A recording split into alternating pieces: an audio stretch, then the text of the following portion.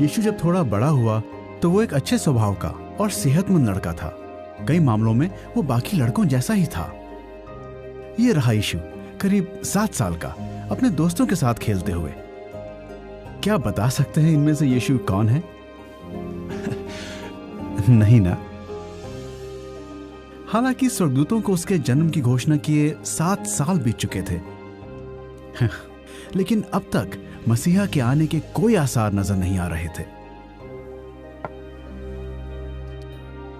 वो बच्चा बढ़ता और बलवंत होता गया, वो बुद्धिमान होता गया। ये बात साफ थी कि परमेश्वर की आशीष उस पर थी। उसने अपने पिता यूसुफ से बड़ाई का काम सीखा। 12 साल बीत गए। ये काफी लंबा समय था, लेकिन अब भी मैं परमेश्वर की पवित्र शक्ति को यीशु पर काम करते हुए नहीं देख पा रहा था, ठीक जैसे वो पुराने जमाने के भविष्यवक्ताओं पर काम करती थी, जैसे मूसा और एलिया। इस वजह से मैं फिर से शक करने लगा। लेकिन एक दिन मैंने यहोवा से गुहार लगाई कि वो मुझे और विश्वास दे, और उसने मुझे पुरानी बातें याद दिलाई। हाँ, मुझे वो बात याद आई जो 12 साल पहले स्वर्गदूतों ने हमारी आंखों के सामने कही थी।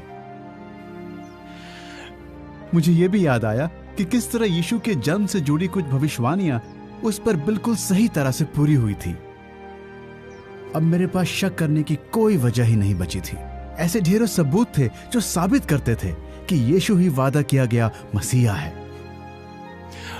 मुझे बस इंतजार करना था।